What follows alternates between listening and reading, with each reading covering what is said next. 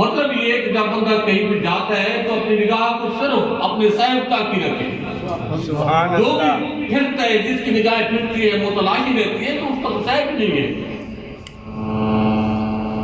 जब किसी के हो गए, आप किसी के हाथ में अपने आप को बेच दिया, तो फिर निगाह किसको तलाश कर रही है?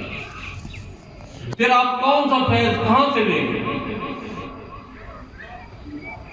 जिसके हाथ में आप देख चुके हैं, जिसकी आप बकरी है, वो तो आपको घास डाल रहे हैं, आप खुद ही नहीं वो खा रहे, आपकी निगाह तो कहीं और है। तो इसलिए जहां पे जो जिस जगह पे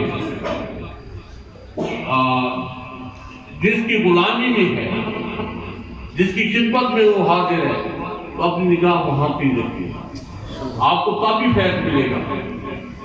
ये याद रखना, अपने आप को जब तक अपने शायख, अपने मुर्शिद में गुम नहीं करोगे, उस वक्त तक आपको